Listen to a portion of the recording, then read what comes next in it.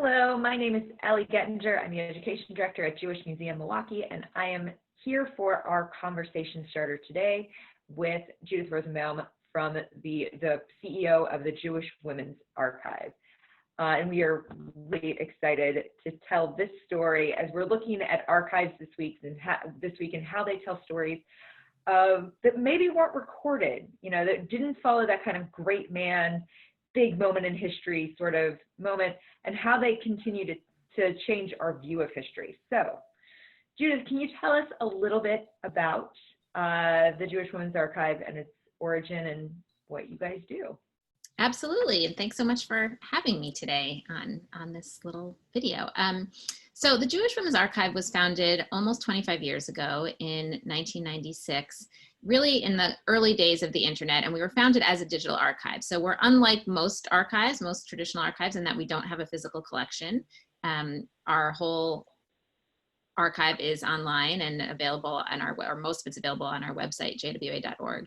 But we were founded with this idea that actually it was time on the cusp of the 21st century to really revolutionize what an archive could be and make it something that was much more accessible for everybody. I think those of us who spend time in archives, and I've spent a lot of time in archives because I'm a historian, it can be really exciting and you can find all these hidden treasures, but it's often not a particularly welcoming space. It's not a place that, sometimes it's not even welcoming for historians because there can be a lot of barriers to get access, but certainly it's not a place that the average person would think to go or would think that they really was even for them. There really is a sense that archives are meant for specialists. They're meant for researchers and for scholars. And I don't think most people would think like, hey, I'm really interested in wandering into an archive and digging through the collections to learn things.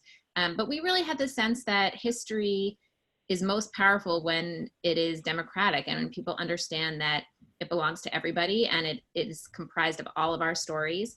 And it's not the, territory only of experts and specialists and scholars and researchers, that it should be something that's accessible to everyone. And the internet really made that possible. So I like to say that, we wanted to help people understand that this history belonged to them by making it something that they could access from their couch in their pajamas at any time from anywhere in the world, and really give Jewish women's history the global audience that it deserves and the kind of audience of regular people that it is made of.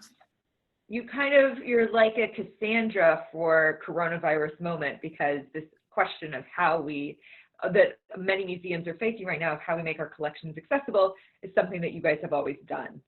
Do you feel like with COVID-19 and quarantine, have you seen changes in the way that the site and the archives are being used? Yeah, not so much the site. I think the site already had a lot of traffic from all over the world. People use the archive, more than 1.6 million people a year from all over the world in like every country where there's internet access. And it's always really exciting for me to kind of look at our, web stats and see that people are accessing our material in, Kyrgyzstan and Chad and all these places where I didn't know people were necessarily interested in Jewish women's history. What's really changed for us actually is online programming.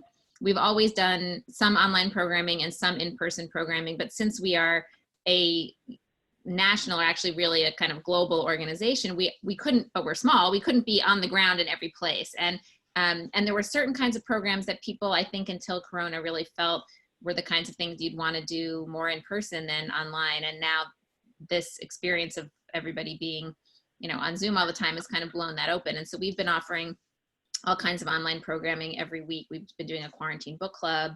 We're now doing a weekly virtual history course. And it's been amazing to see that people, hundreds of people attend each week and feel that it's intimate and meaningful and feels very communal and relevant, even though that everybody's in their little, box in their own house. So it's been amazing to see how connected people can feel, and also just people understanding, I think, in a new way, that history is unfolding all the time and we are part of it, and we need to be constantly collecting and recording and making meaning from our understanding of the present and the past. If JWA wasn't around, what are the types of stories that you think would get lost, that you feel like you guys have really been great at publicizing, engaging and sharing with a broad public?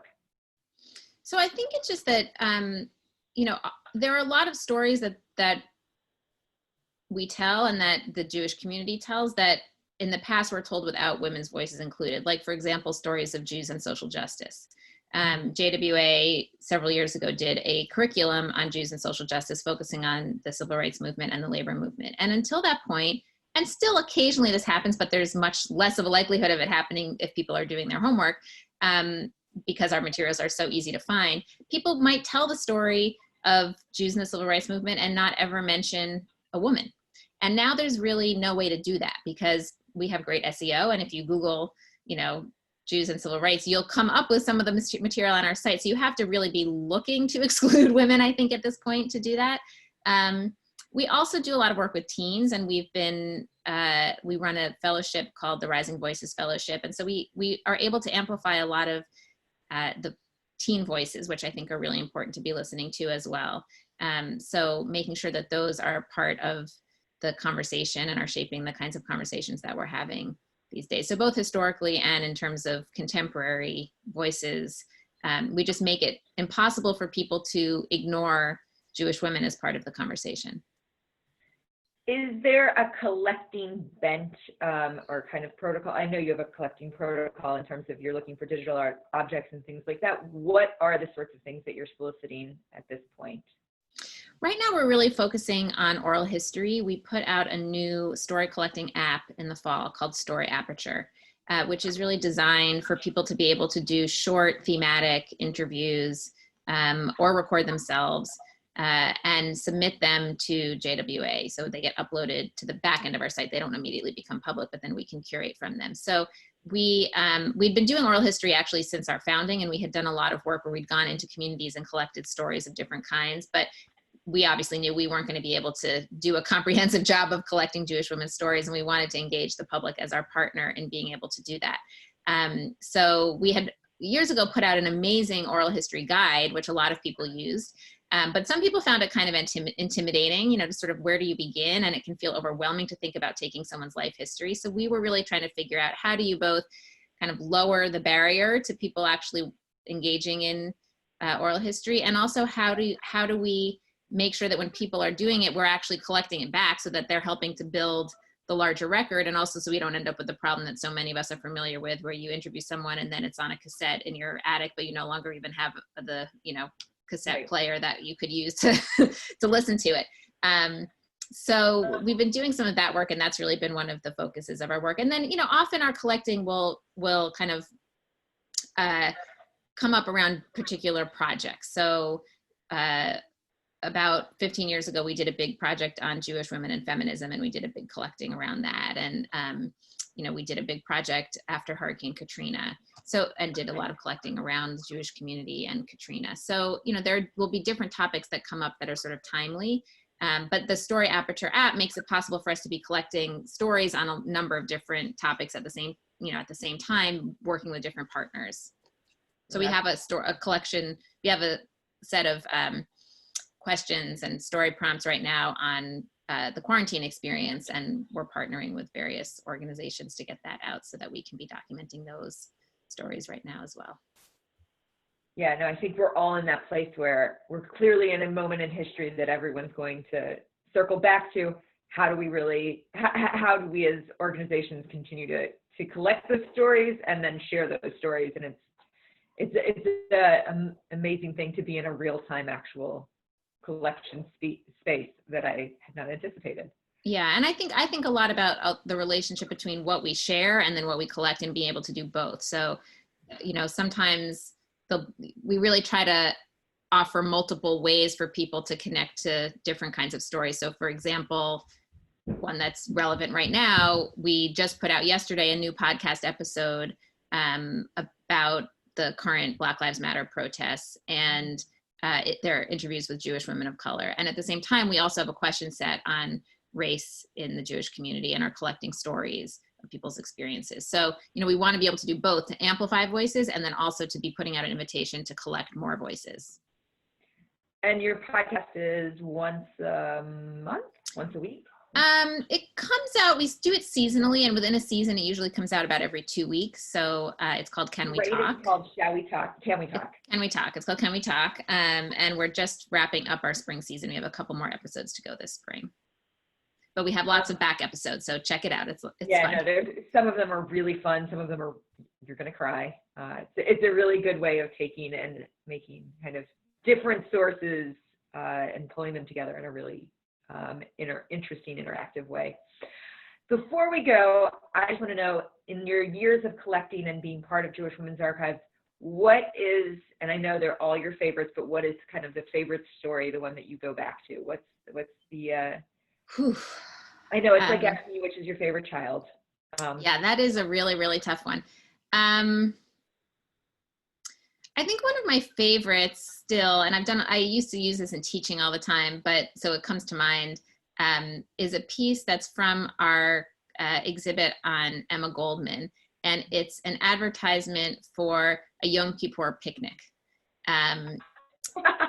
And I just love it because it speaks to just the creativity of Jewish practice and politics, and the idea that you would do something to, flout Jewish tradition, but put it in Jewish terms and have it be this kind of act of radical politics, but also with a Jewish flavor. I think it just tells us so much about that kind of period of Jewish politics and Jewish expression, and is relevant also to today in terms of thinking about all the different ways that people express their Jewishness and do it with humor and irony and seriousness. And so that's one of my favorite a little tiny snippet that tells you a lot about Jewish life. I love it. What could be more anarchistic than a Yom Kippur picnic? Yeah, exactly. And I feel like we kind of, maybe the next t-shirt you make is going to be the Yom Kippur picnic shirt. All right. We do have an Emma Goldman t-shirt, but it doesn't refer to the Yom Kippur picnic on it. It has one of my favorite quotes of hers, that the most violent element in society is ignorance. Which is a really important statement for right now. Exactly. It's probably a great place to wrap up. Thank you guys so much for spending this museum moment with us, and we'll see you again next week when we explore school. Have a great weekend.